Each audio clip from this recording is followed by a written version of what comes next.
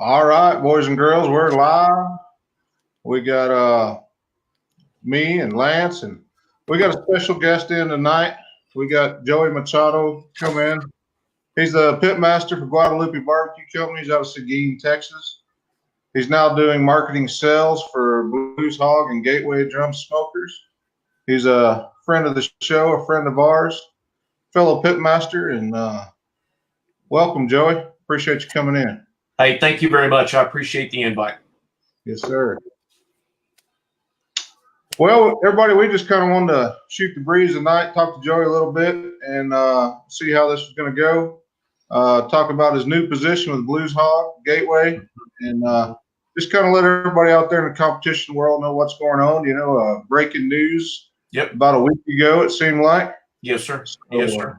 Yeah, we actually had kind of made the move. I guess I'd spent probably last year or so with Tim a little bit, kind of all over the country, from the Jack to World Food, you know, all over the place. And we got to visit and kind of know each other a little bit more. When I was with B&B, I actually had was looking for a drum cooker to use for demo purposes at one of the biggest hardware shows that exists, which is the Vegas show. And so that would have been in 19, basically. I had called Tim and said, "Hey, man," I said, "I sure want to use a drum." Previously, I had some relationship with Pit Barrel with old Noah, and Noah had kind of decided to do some special branding with some particular brands that year, and so I wanted to find somebody who was just kind of neutral. And just, again, picked up the phone, reached out to Tim, said, "Hey, will you send me a drum?" And before I knew it, he did one better. He sent a drum, and he sent his main regional sales guy, Mark Bayless. He sent Mark with that drum to Vegas.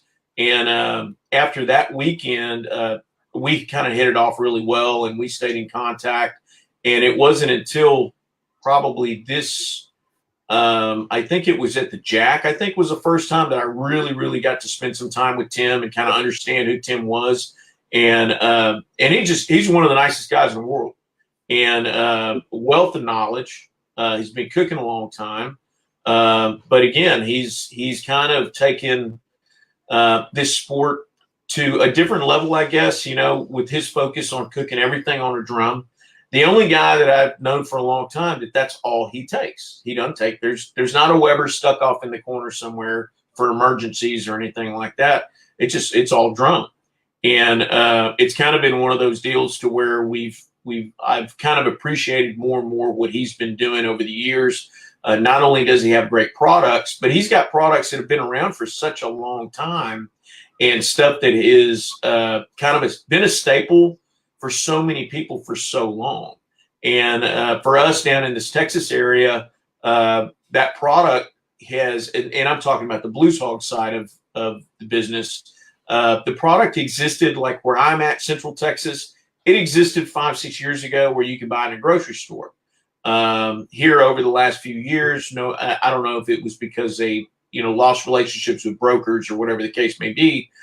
Pretty much if it's not in a specialty store or an Ace Hardware, you know, you can't find it in big box anymore. So with that said, it's opened the door. There's been a lot of products that have kind of rolled out, which are Texas bred or, you know, have come up over the last couple of years, which has been kind of a filler for that product. So now what we're going to try to do is we're going to try to get people to appreciate the value of what the Blues Hog original thing, you know, what the original branding was. It was designed around one sauce. And that sauce, you know, again, most everybody's got a bottle in their trailer. And whether you're mixing it with Head Country or Craig Sherry's or whatever you're going to be mixing with, usually it's part of everybody's mojo on putting on whatever it is, whether it's your rib chicken or your brisket. And so anyway, so like I said, it's going to be fun. They've got a complete line of products. You know, they got a full line of seasonings. They got a full line of marinades.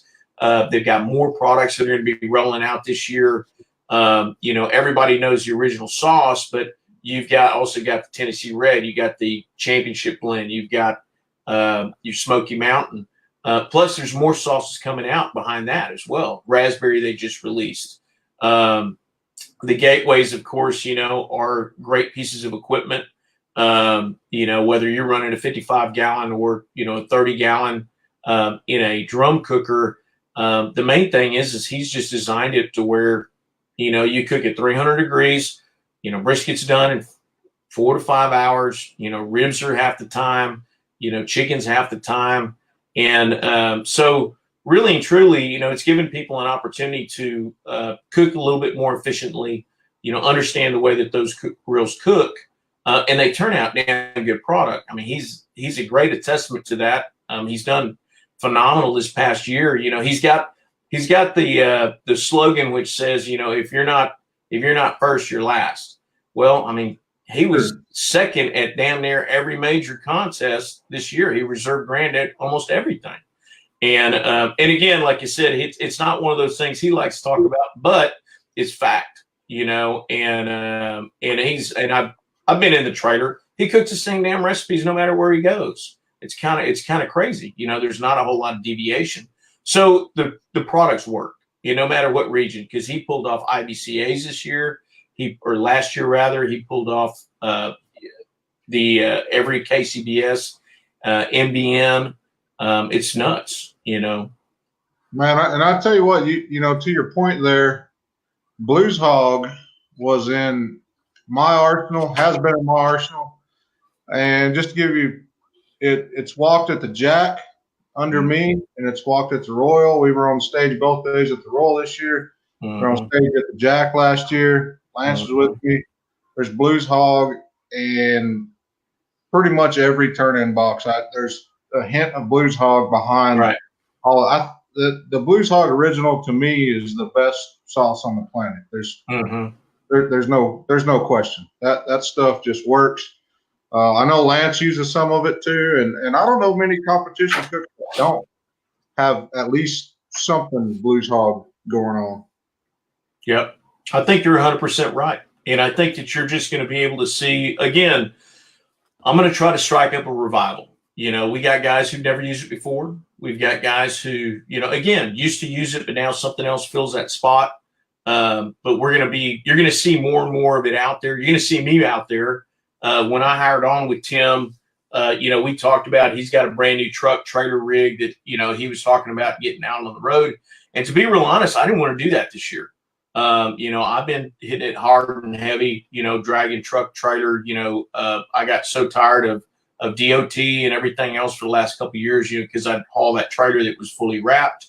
And and I didn't want to go CDL, basically. Right. So Tim's actually, we've got a van that we're fixing to unveil. So that's really what I wanted. I just wanted a big cargo van that, we could brand, and it would be a small footprint, but I could get everything in there that I needed. So it's going to give me an opportunity to, go cook a little bit more, which I haven't been able to do over the last couple of years. Been mainly focusing on SCAs just because it's a one-day deal and I can get in and get out and be done with it. But now with what we're going to be doing with this branding, it's reminding me a lot of our first days, when we started with B&B. I just showed up everywhere. We were at different events, and, if people don't see you, they just forget about you, type of thing. And again, if it's, you're not hammering social media, if you're not at these events, if you're not out there supporting people, and you just walk in the camp and you see the product that, that now that I'm branded with, you show those guys some appreciation for them using the product. There's a lot to be said about Lance, and you probably know this very well. Matt, you do as well. The first thing, when I make announcements, the first thing that starts happening is all of a sudden, I got 500 people who all want to help me brand this product, and I appreciate it very much, and we have people going, oh, well, I've been using Blues Hawks for years. Awesome. Let's keep doing it. We're going to build something. I've always been one who I will show appreciation to people who I see doing things. You don't have to go out of your way and show me. I pay attention to it. I watch social media. I see who's getting results, who's not getting results. Sometimes it's guys who just post a lot and may only walk once a year. those guys, are, you're either going to be very successful at one or the other. There's very few guys who are successful on both sides. It's hard to do it if you're doing it by yourself.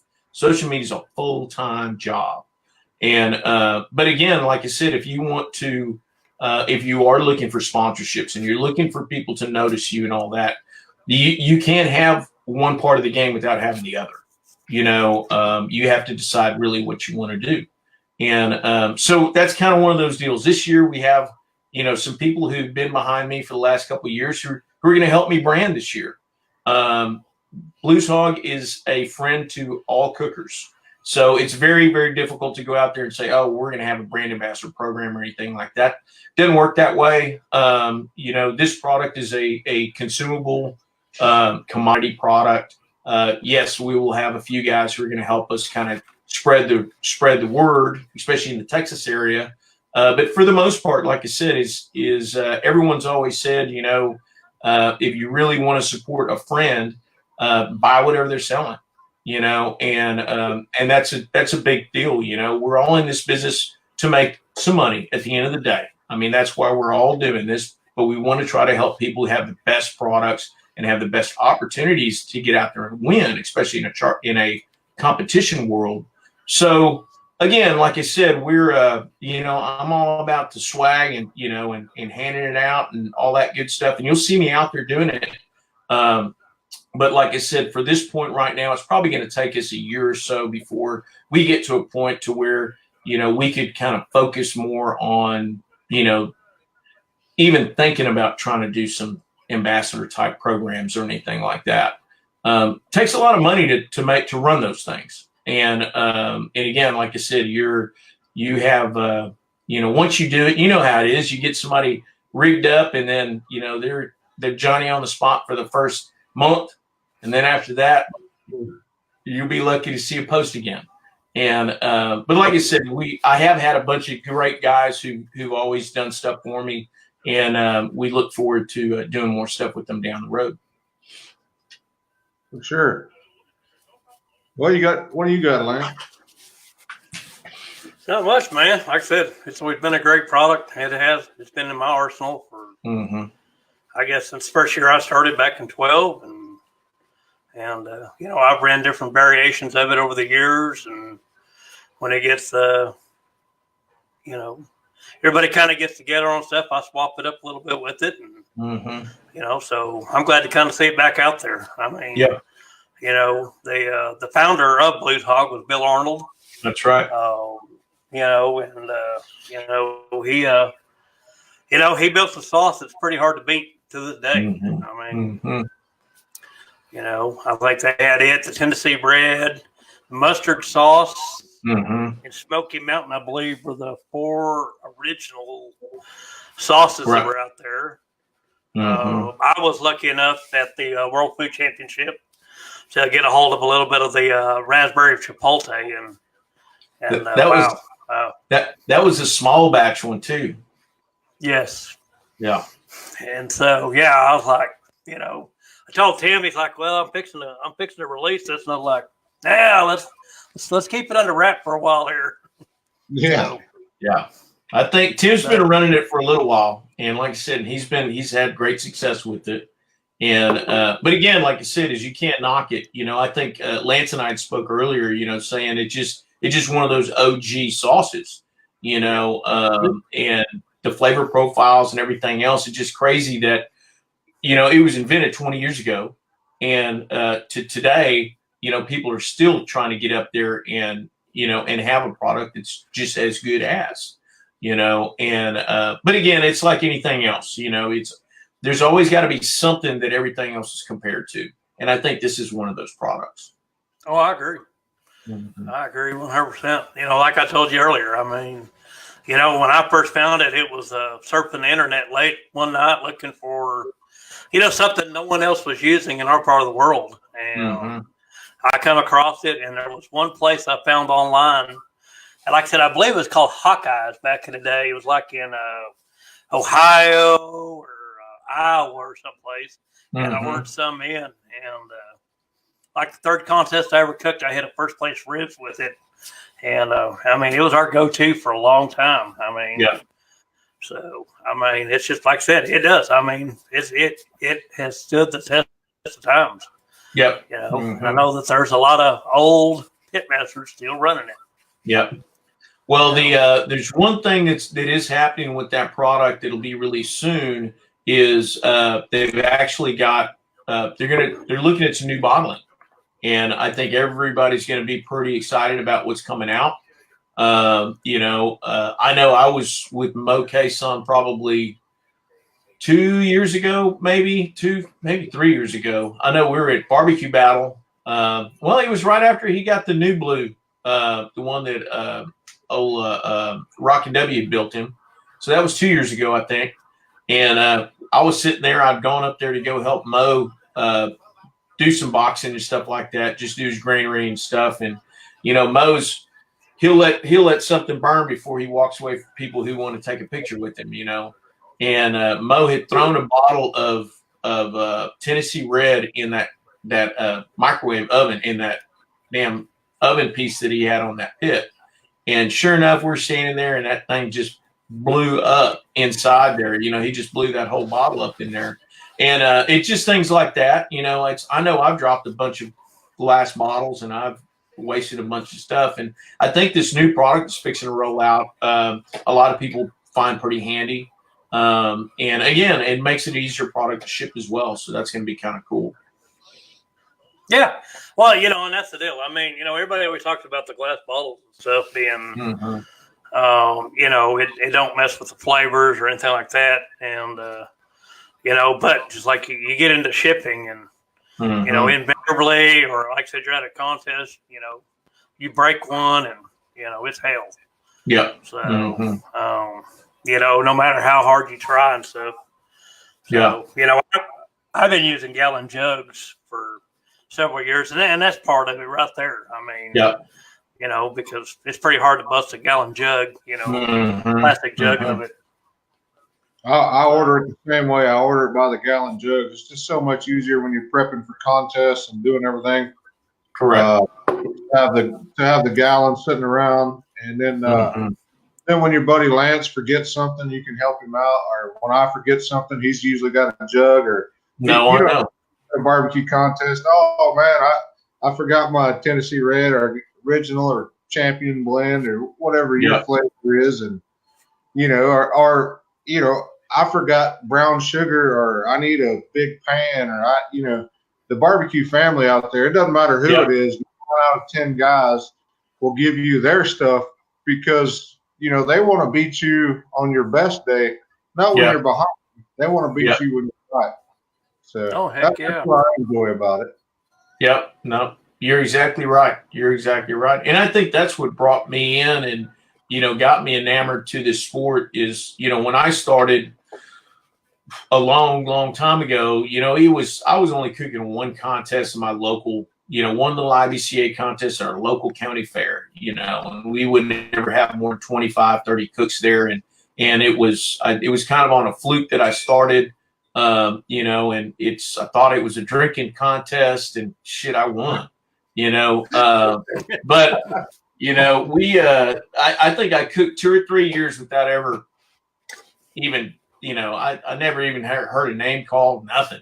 Couldn't even get a dead ass last at any of those damn contests, and we were, but again, like I said, it was so fun. And, I had, 25 different people explaining to me how I was, supposed to be cooking and, all that kind of good stuff. And eventually we decided that, we got tired of sitting on the sidelines and really wanted to really start, trying to get some payout out of this thing, at least take a ribbon home, something.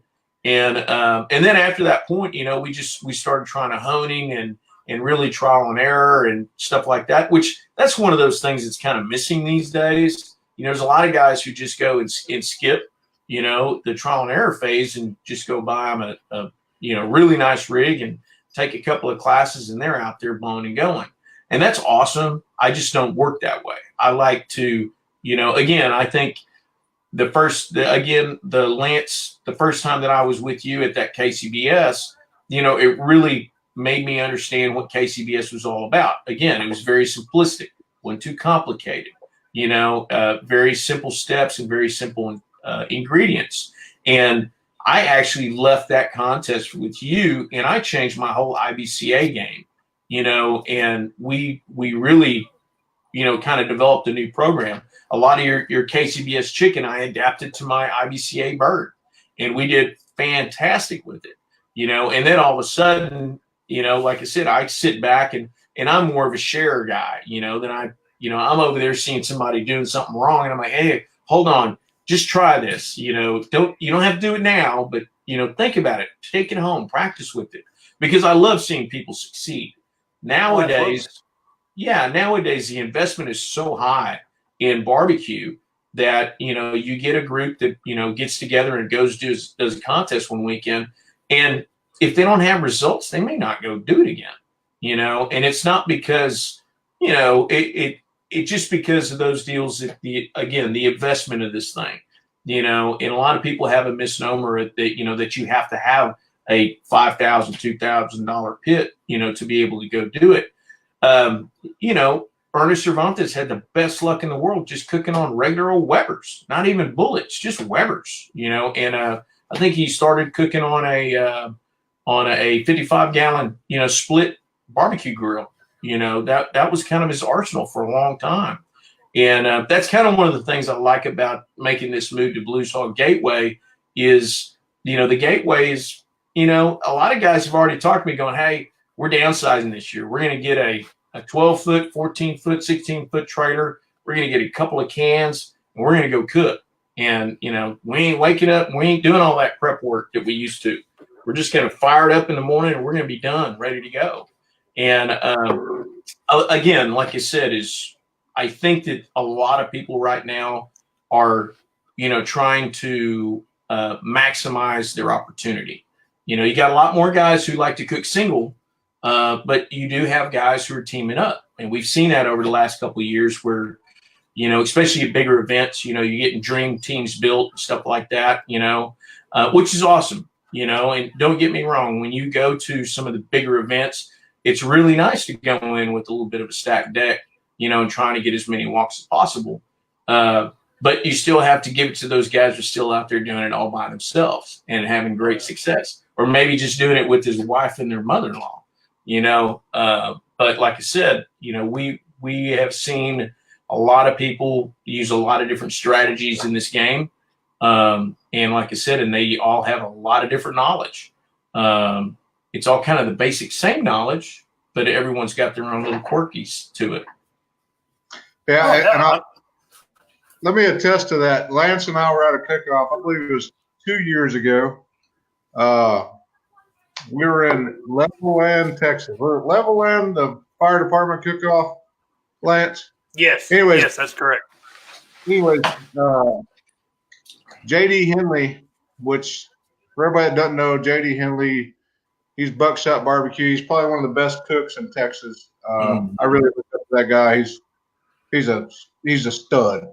But he showed up with one Gateway drum smoker, one smoker, cooked all three categories on one smoker out of the back of his pickup truck, and I think he walked twice that day. Yeah, showed up like at 5 o'clock in the morning. Yeah, he showed up like 5 a.m., pulled out his ice chest, started cooking one drum smoker, and walked twice that day. I mean, just to attest to, you don't have to have a $10,000 Jambo. I cook at Jambo. Everybody knows that. You don't have to have that. You can show up. I have a drum smoker too. But you don't have to have a $10,000 rig, pit and a $30,000 trailer and a $100,000 bus to get out there and cook. You can do it out of the back of your pickup. Like you said, if you put in the time and you do the testing and you know what you're doing, if you can do it off of one drum, imagine if you had two or three.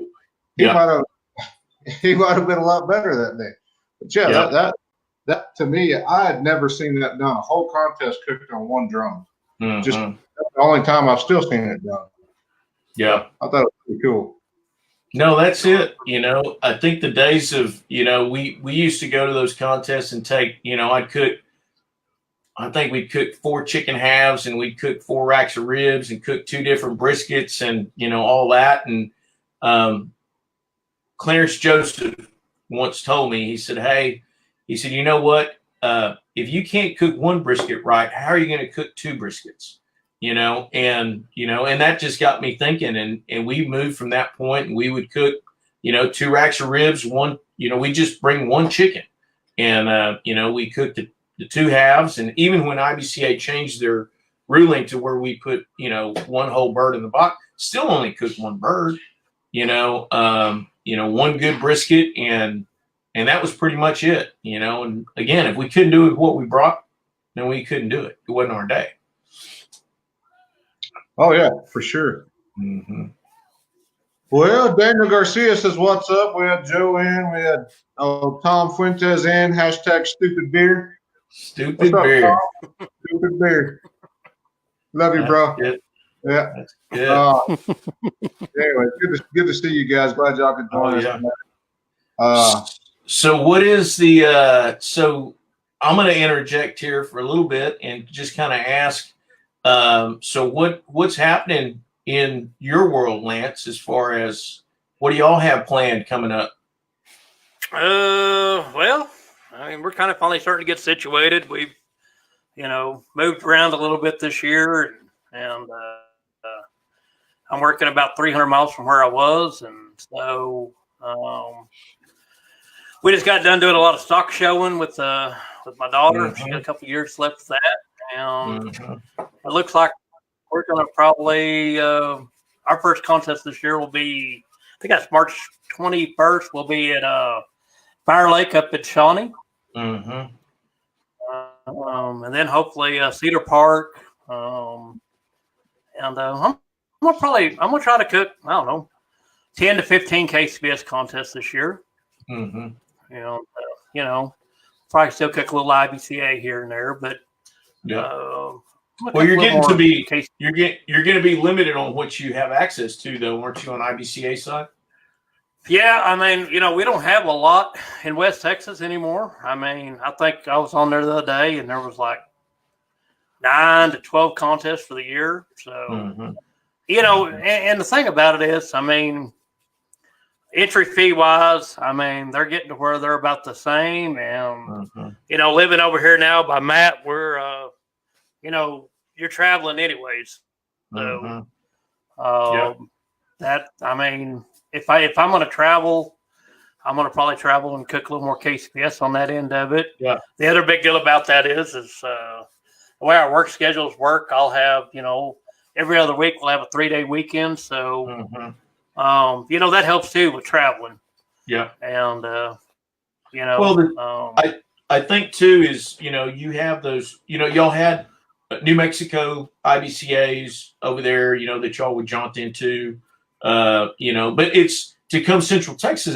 That's a jaunt, Yeah. So I mean, what, Matt? I was gonna say it's 7 hours for me to get from my house to San Antonio. Yep. It's also about 7 hours to Phoenix. So Yeah. I'm pretty much right in the middle. So I can run out to Arizona and cook some contests as well as I can run to San Antonio. Yeah. We'll still cook the big ones we like, Mm-hmm. I've always been fond of Shiner. I love that cook-off. Mm-hmm. I'll probably cook it, I went down and was at the San Antonio Rodeo with Manuel this year. Manuel invited me down. We went down and cooked that with Manuel and Tom and had a good time. And, so we're still going to cook the big ones we like. And, I'll probably be at the IBCA Invitational again. I know that's way down in McAllen, but yeah, it's going to be way down this year. We're going to make the drag down there probably and see what happens. I mean, that's quickly becoming the biggest cook-off in Texas.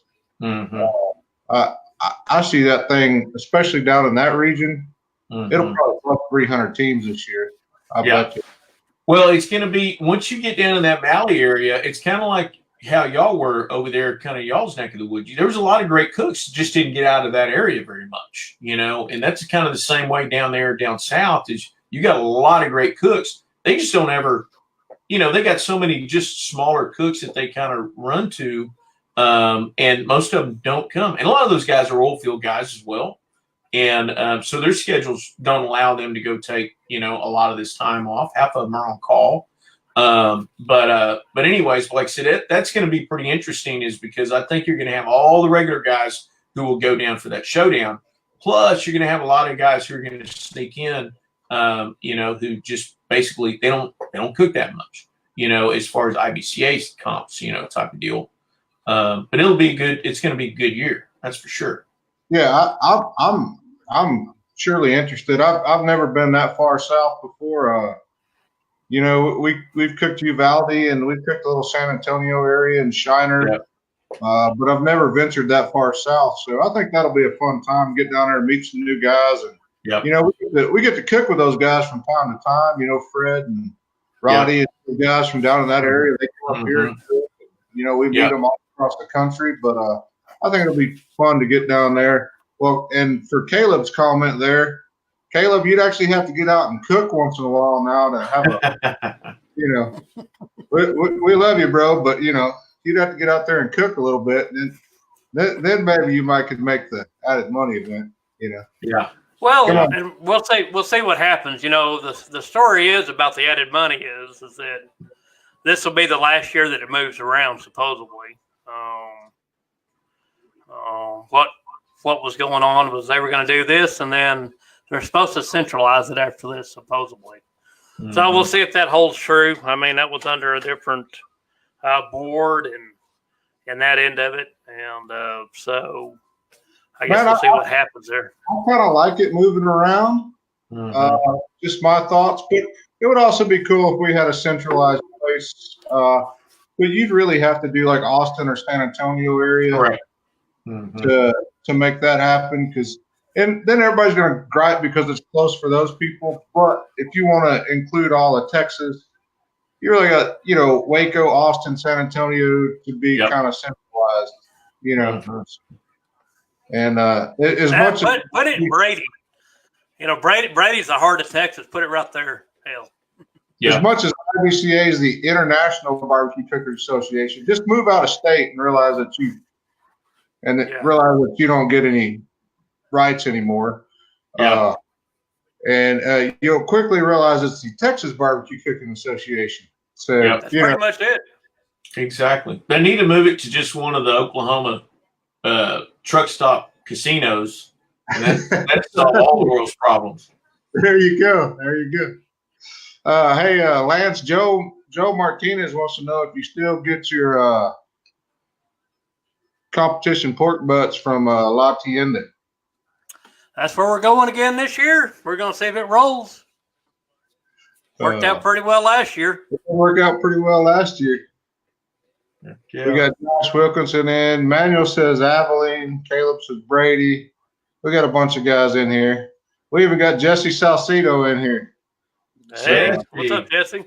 We were just talking about him not too long ago. That's right. We was talking about Andrews, Texas. He was the first promoter I ever met. Yep, he was. Yeah. He's kind of retired out of the barbecue side of it. I talked to him here a few weeks ago. He's really getting involved into the chuck wagon cooking. And, I think that was the last conversation I had with him. So, man, that's a lot of work there, them chuck wagon guys. Mm-hmm. Had a lot of work, a lot of money too. I don't see what the savings is there.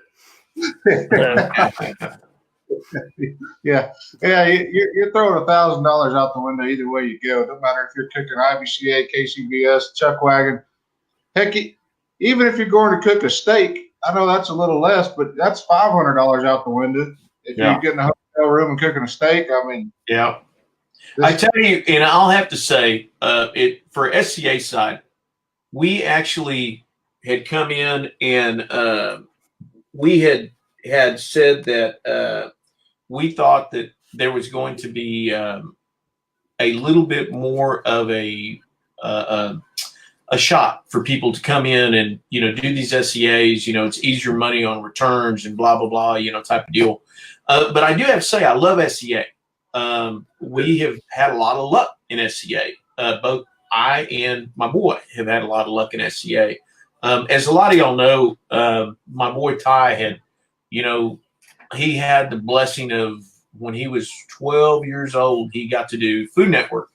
And so with that, we, I kind of, because we had that period from when he filmed the show until they would let us talk about it or whatever, we had like 6-7 months or something like that to really kind of try to pump him up. And he had already been cooking. I had him cooking IBCAs by himself. Actually, he was cooking in APIs, in the American Petroleum Institute cook-offs that we would do. And so I had got him going and talking about, we put him out there. I bought a Yoder smoker to put him on because he couldn't quite manage a fire. He could cook. He just couldn't manage a fire that well. So we put him on that Yoder, and he was cooking, full contest on just one Yoder 640, and he was doing really well. And but the thing that happened is, once he did that show, we had a period of time that we could kind of pump him up and, try to get him viewed and, try to build him a little career, kind of is what my goal was. And he actually did really well. And in SCA, he got tired of cooking IBCAs. He didn't want to cook full contest anymore. So then we got him kind of cooking SCAs, and but the age limit was 18. So he couldn't cook SCAs by himself. So I quit cooking. I'd have to sign up. He'd go and cook it, and then he would do well. I mean, he went to World Foods the last 4 years, something like that. And, he qualified to go to World Foods every year. He's cooked the finals every year. But like I said, it's kind of one of those deals where, I said, oh, man, this is the perfect sport for him. And then all of a sudden, I started cooking SCAs, and I'm like, well, hold on, this is kind of the perfect sport for me. Because, again, I started cooking on the M Grill, had built the little C4 portable grill.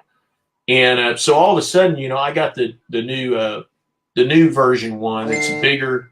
And that dude is a cooking dude. Don't need much fuel. Get great results. And you can put it in anything. I mean, you can pack it, flew with it on an airplane. They didn't like me flying with it on airplane, but they did. But like I said, it's kind of one of those deals. It's a sport where now people can, again, you can go cook one across the country if you really, really wanted to. At the other deal, you could pack some grill rates in a bag and, catch a plane or whatever, go somewhere and go buy a Smoky Joe or something for $30, and you don't even have to want to bring it back home. But we've been lucky on the SCA side. Like I said, I can say that I've won more money in SCA than I have in IBCA, and I've been cooking IBCA for 15 years, but again, I was never super consistent in IBCA, because again, we were always tweaking on, change it a little bit here, change it a little bit there. But like I said, in SCA side, pretty much kind of cooking the same way we did when we started to now, but now they're getting fancy. They're injecting steaks. They inject steaks when they're done. They're injecting, fat into steaks. It's crazy. But again, it's still, you still have to, it's like a poker draw. You still got to get a good steak, and then it's up to you to either make it the best steak in the world or destroy it, but it's fun. Like I said, we're probably still going to cook a lot of SCA, because again, I feel like they're low risk gambles. And then again, this year I'm going to travel so much that, it's easy to find an SCA. If I'm in town somewhere, I can just scoot in somewhere and just go cook one, other than having to drag it, a whole trailer full of stuff. Oh, yeah. And I'll tell you what, Brett and Ken, those guys, they put on a world-class event. I've been to their world championship. We went twice now. Yep. I went with my sister. We went. Anybody that doesn't know, my sister's probably a better cook than I am. She's the one that keeps me on track. She does my stuff. She says, Matt, quit drinking beer. We got to cook. Hey, we need to inject this. We need to, if I cooked without Tammy, I'd have to have, I don't know. I'd have to have my wife call me every 5 minutes to keep me on track or something. But that's Tammy's a blessing to kiss my rack. I tell you what. She even keeps Lance in line. She's even part of the barbecue Vandals. Keeps Lance in line. Yeah. Tammy's good, and Brett and Ken, those guys, man, they put on a heck of an event. And if you get a chance to cook one and you're lucky enough to win it or get your golden ticket, you have to go to that world championship, man. Yeah. They're lights out, dude. It's not I don't know it. I've been to the Jack. I've been to the Royal. I've been to the Jack twice, the Royal a bunch of times. We've cooked the big cook-offs in Texas and all around, but nobody puts on an event like Brett and Ken do. Those guys kill it every time. Mm-hmm. They do a good job, and they've got some great volunteers and judges and, all that type of stuff that, I don't even know really how they do it, to be real honest, because like I said, they got so many people, cooks, judges, and support. I mean, I've never seen that in any sanctioned event, period, of how many people just, they say we're fixing to have an event and people are just signing up left and right. And again, it's for judging. They're never short on judges. They're always got plenty of help, but like I said, they've done something right because again, it's one of those things that, they've had so much success in such a short period of time, compared to the other sanctioned bodies out there. Oh, yeah. Oh, well, I've cooked several SCAs in my life. I suck at cooking steaks, apparently. So, I stick more to the barbecue side of it. But yeah, we've always had a good time. And I've known Brett and them for, years. So. Yeah. Well, I tell you what, somebody who's had some success cooking some steaks has been old Sarah Walker. Oh, yes, she has. She's been doing a bang up job. I don't know if Matt's gotten to cook a steak yet, to be honest. And I tell you another thing, Lance and I, we were at the first ever. You remember this, Lance? You and I in Plainview, Texas, did the first ever sanctioned SCA event. Was that the first one? That was the first one in Plainview, Texas in 2014. Remember Brett brought his trailer down? They had yeah. That was the first ever SCA sanctioned event that I'm aware of. I'm pretty sure it was the first of all time. But full sanctioned event, we were there to cook that. Brett brought his trailer down. We made a big deal out of it. And well, if you'll remember, Michael McDermott flew in. He was there that night for a while. Then he was going to film Pitmasters. Mm-hmm. And the only reason I know about all that because we had just gotten done filming the Grill and Victory, and because I'd been picked to do barbecue Pitmasters, and I was in contract with the Grill at Victory, couldn't get out of it. They wouldn't release me, and so McDermott, Chadwick, all them guys, and then that was the last year that all kind of went that way. Mm-hmm. They swapped over to a different media company. And actually, Chris Chadwick had kind of gotten us in on that deal, and so McDermott was there. That was a crazy year. Yeah, that was the year of Red Bull and vodka. And, if I'm not mistaken, that was the first ever SCA event. It may have been. I've forgotten about that. I'm sure Brett was in rare form that day. Oh, well. That day he was cool. The next day he was in rare form. Oh yeah, because that was a Friday night, if I remember. He had a little accident. He tripped over a receiver hitch, kind of did a little face plant.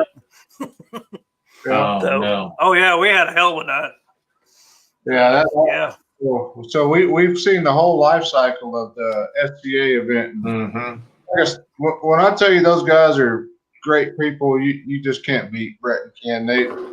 They go out of their way to make sure their organization is right and what they do, and everything they represent. It's really good to see good people do well. Yep. And I think that there's going to be. I think you'll see some expansion in that program. Let's just say it that. I think that they probably will have some things in the works to grow that franchise a little bit bigger, I think. Well, They're done a great job with what they got, but eventually, I think there's going to have to be some growth. we were, we were fortunate enough to win Big Bertha the last time they had it. Mm-hmm. And I'm not going to deny or I think we're on the same I heard wavelength here. up there, and I'm not going to deny or confirm that. I've talked to Lance about it a little bit, but I think that could be a damn cool opportunity right there. I think everybody just needs to pay attention to social media, and y'all will know soon enough. I think that's. I've already committed to being there. Is how excited I am about that. We may even do a little breaking right here on this show. Yeah, if they confirm that and that happens, I'd love to break it right here. But I'm really excited about that. I've already confirmed I'll be there, and I'll go support that any day. Yeah, so. and we're already thinking about how we can make that work. So, but yeah, like I said, everybody kind of stay tuned because there's going to be some cool announcements this year. There's lots of great events going on now. How about World Foods? Now, how are y'all feeling about World Foods? Well, I know there's going to be some mixed comments here on this. So, all right, I'm just going to lay it all out there. I've never cooked it, so I can't be truly objective of it. I've seen a lot of the BS that's going on. I've seen a lot of the cash and prizes. Yeah. So to speak. A little heavier on the prizes side. Yeah. Things that go on. I think they have an interesting concept. I like the eat concept. I like what they're doing. But to me, they just have to. I don't know. I don't know if barbecue's dying in World Foods or if they're going to keep barbecue around because barbecue's kind of what started the whole thing. Or I don't really know how to feel about that. And let me interject a little bit because here's what I've seen over the last couple of years. Now we've gone to World Foods for I don't know how many years, 3 years, 4 years, something like that. The first time that we went was Orange Beach the first year at Orange Beach. So we went there a couple of years and then now it's moving on in the Dallas market.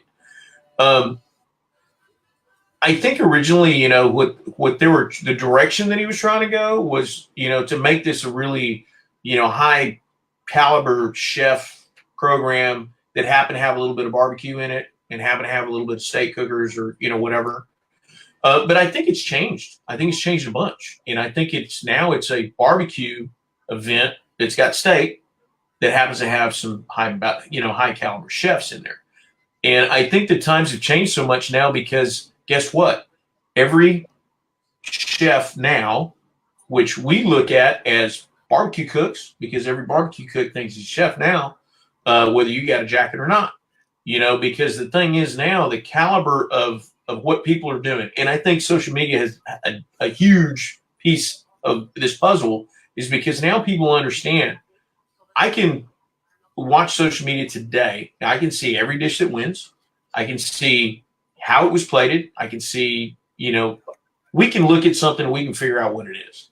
And I think that that's one of those things is these guys have figured out how to elevate this game. So now you have, the top guys last couple of years, steak, won it all, barbecue, won it all.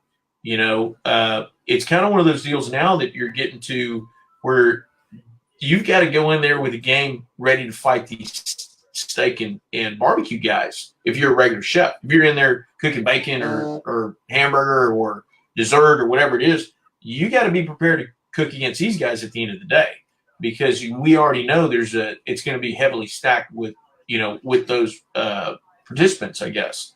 So I think that now, especially with the move being in Dallas, supposedly they've got a 3-year contract, got to be in Dallas. Which is a great area. Again, it's a centrally located area for everybody. I think it opens up the door for more barbecue cooks to go because, again, look at the history. Fred Robles wound up. Oh, look at there, Matt Walker. But the thing is look at Fred Robles. That win changed his life. He was already a great guy, and he was already having huge success. And, and all of a sudden, he just came on the scene, and, he just owned the world. Again, sponsorship opportunities, branding opportunities, everything else. He's one of the most humble guys you're ever going to meet. But again, like I said, I think that a lot of these guys, who, again, there's people who still want to seek success in barbecue. They want to figure out how they can do this full time and this be what they do every single day. They want to be like Mo Cason, or they want to be like Myron, or they want to be, any of these guys. I got lucky because my business is working with this type of deal. I mean, I love this. I wouldn't trade this for the world. Again, I love being in this industry with all these people. I love being at all these events. I'm fortunate enough to go to all these events and spend my time with, everyone. And again, everybody who's popped up here so far watching your show, I know them all. I've shook hands with every single person, and I think that's got to be something said for the success that I've found in the industry, is because I've tried to be friends with everybody and try to treat everybody the same. I know that there's some camps that you can't get into. And I know there's some traders that you probably would never get into, and some guys who may not have the time for you at events. But there's a lot of guys who are super humble and, will share, anything with you. And again, like I said, talking about the world food opportunities is, oh yeah, there's Tom talking about his experience. But again, like you said, it's it's kind of one of those deals that it's an expensive weekend. Don't think it's not, but I think it's worth going to if you, really want to kind of step the game up, move to the next level. I don't know, that type of deal. I just think there's some logistics on the MMA side, that they need to work out. I've seen a lot of cook-off spots canceled this year because people brought up that you couldn't show up on a Tuesday to do a Friday, Saturday cook. There's some logistics that need to be worked out. They're in Dallas. They're in a great market. They have the lion's share of Texas cooks that have traveled to Dallas. Oklahoma cooks, Kansas cooks. I mean, you can get the lion's share of KCBS, IBCA, the big dogs there.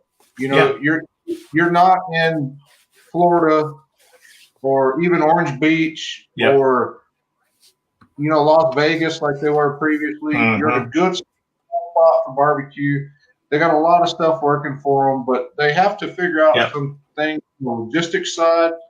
And I bet those guys are up to the challenge of doing it. They had one event and they seen what worked and what didn't.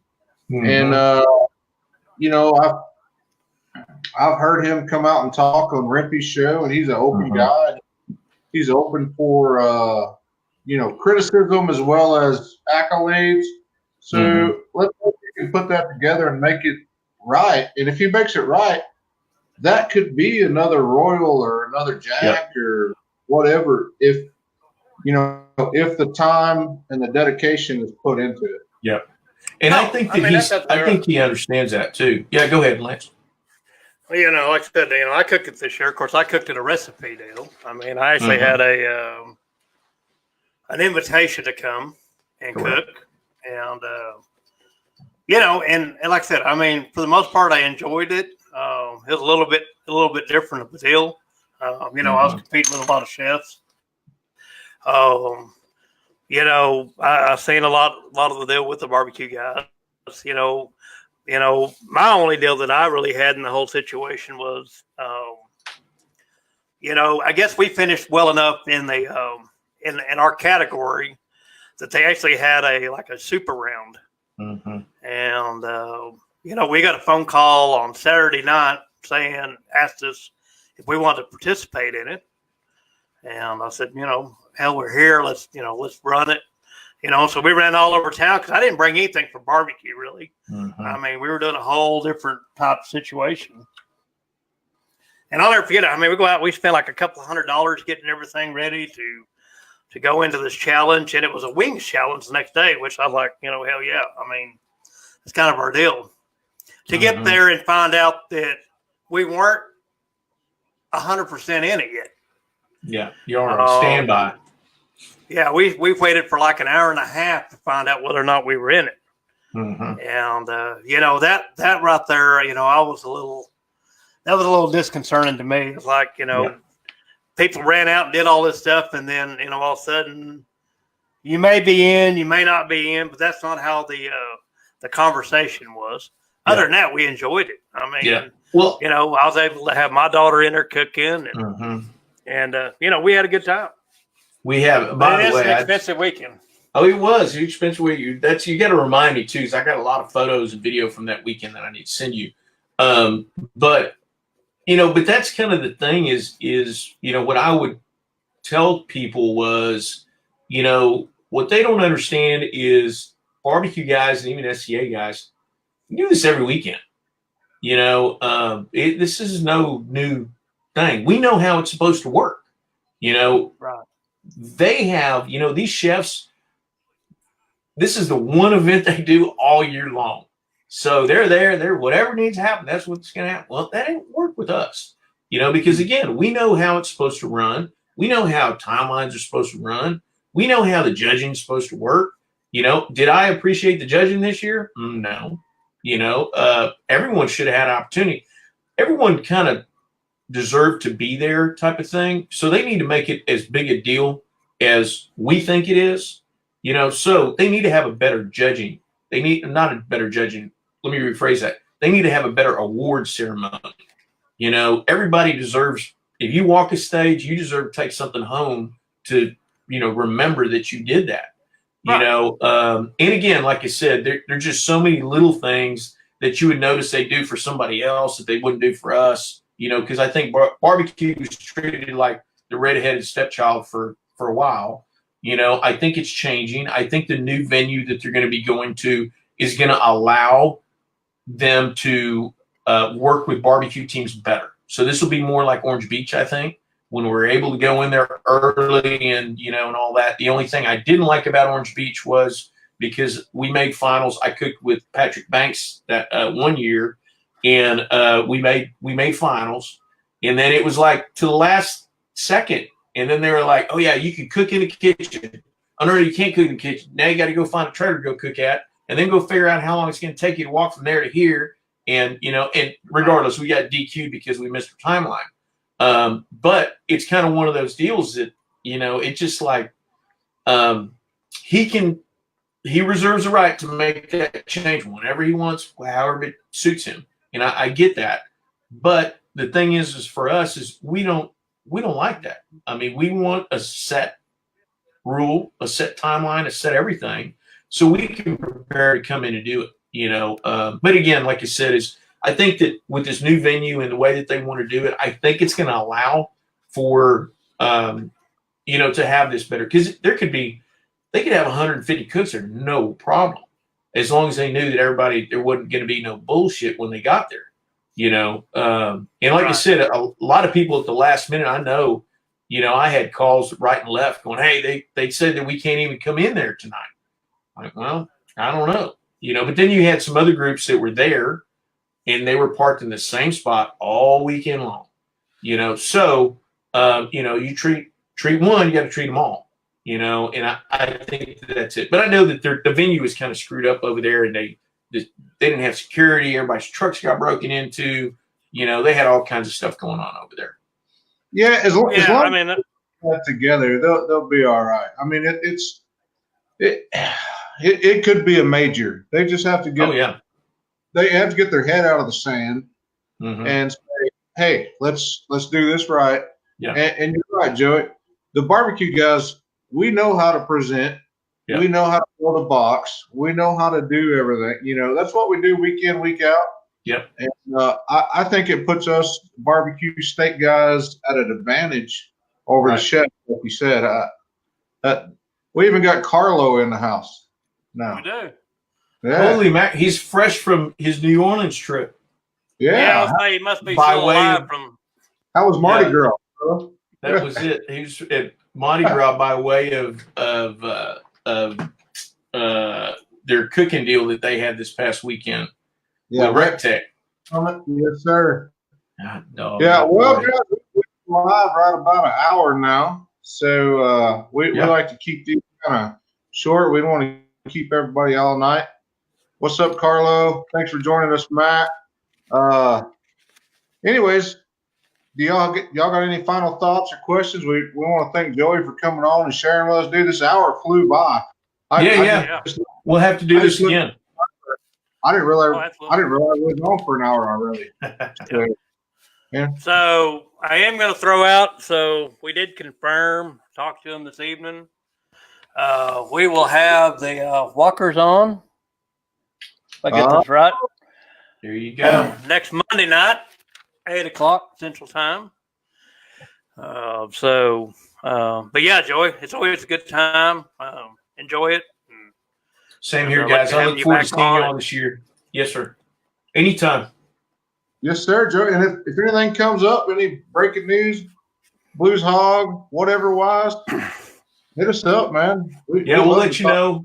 We'll be out at majority of all the majors this year. Like I said, I'll put it out there. I'll get my new rig at Houston Rodeo, and once we do that, we will get. Once I get that rig, we're going to start kind of a road trip in it and go popping at different places. And like I said, we'll be easy to see. But like I said, I do appreciate it, guys. We hope to talk to you all again real soon. And other than that, we'll holler at y'all later. Awesome. Good deal, man. Congratulations. Hey, thank you, guys. I appreciate it very much. A new opportunity, guys.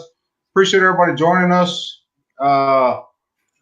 I would like to thank our sponsors, which is me and Lance. So, all right. We'll work on that for you guys. All right. Thank you. All right. See you. Bye. Good night.